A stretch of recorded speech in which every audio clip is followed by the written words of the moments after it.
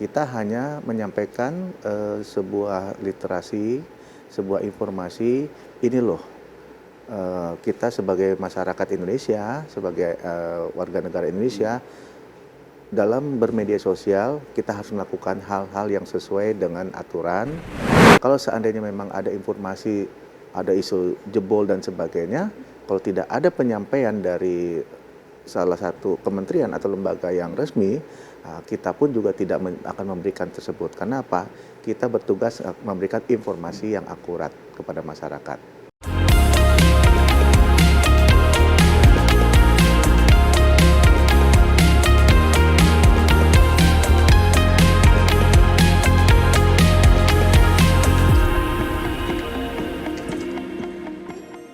Pemirsa JAK Forum, kita dikejutkan dengan berita peretasan data KPU. Data ini super sensitif jika DPT saja bisa dibobol, bukan tidak mungkin hasil pemilu juga berpotensi untuk dimanipulasi. Bagaimana kondisi keamanan cyber Indonesia? JAK Forum akan mendiskusikan mengenai hal ini dan sudah hadir sejumlah narasumber yang tentunya sangat kredibel dan kami sengaja undang untuk mendiskusikan topik yang sedang hangat dibicarakan saat ini. Selamat datang Pak Andri Hutama Putra, Komisaris ITsec Asia, sekaligus pakar cyber security. Dan saya terus terang sangat bangga, ternyata perusahaan Bapak itu sudah punya banyak cabang di luar negeri ya. Nanti tolong share apa itu perusahaan ITsec Asia dan kemudian layanannya seperti apa. Dan tentu saja komentarnya terkait isu-isu terkini cyber security di Indonesia. Boleh, Pak. Kemudian kami juga mengucapkan selamat datang kepada Kombes Pol RD Adri Murlan Caniago, Kabak Pemanalis Biro Multimedia Polri. Selamat datang, Pak. Ya. Terlebih dulu saya ingin menyampaikan pertanyaan ke Pak RD. Pak, sejauh mana Pak update dari Polri terkait isu yang sedang hangat, masalah data KPU yang konon kabarnya dibobol? Silakan, Pak. Ya, kami ini khususnya di Divisi Humas memang melakukan pemantauan dan analisa, ya, terutama di media sosial. Nah, jadi di situ kita hanya bertugas untuk melihat sejauh mana isu-isu yang berkembang. Nah, apabila memang ada isu yang menonjol, itu kita lakukan analisa, kemudian kita memberikan rekomendasi kepada pimpinan untuk mengelola media. Artinya apa? Bahwa ketika kita menyampaikan hal-hal yang menyangkut isu-isu tersebut di media sosial, kita kembalikan lagi dari Divisi Humas ke media sosial, tentunya kita harus mendapatkan informasi yang akurat. Nah, kalau seandainya memang hanya sebatas isu-isu saja, ada seperti yang disampaikan oleh Bapak tadi, ya kita hanya menyampaikan sebuah literasi, sebuah informasi, ini loh kita sebagai masyarakat Indonesia, sebagai warga negara Indonesia, dalam bermedia sosial kita harus melakukan hal-hal yang sesuai dengan aturan, ya, baik itu untuk bisa dalam arti memberikan kontribusi yang bijak, ya.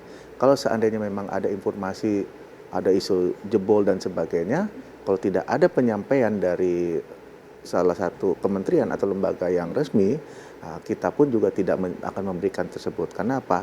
Kita bertugas memberikan informasi yang akurat kepada masyarakat. Baik, ya.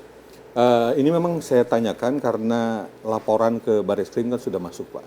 Laporan bahwa terjadi kebocoran DPT dan ini terus terang sesuatu yang lagi-lagi mengejutkan karena memang hampir setiap pemilu itu terjadi. Baik, saya coba pindah ke pertanyaan lain, Pak.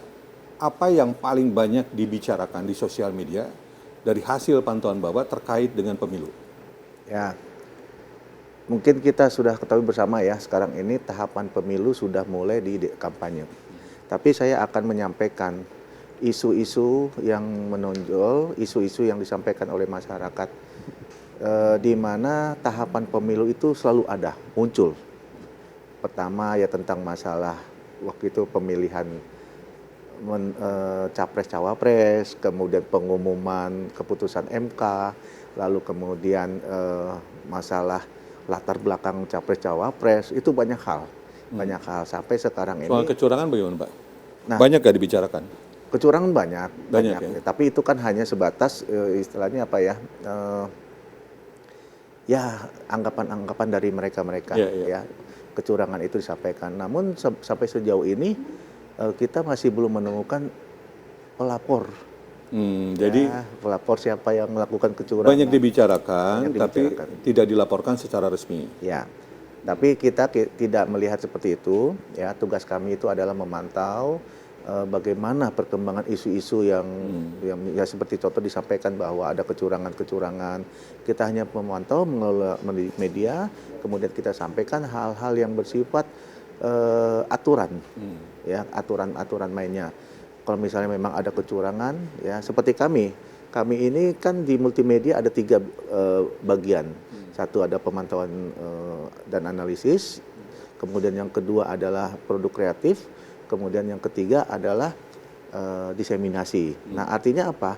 Ketika kita menemukan hal-hal yang sekiranya memang harus kita luruskan pemberitaan tersebut, nah disitulah kita bekerja.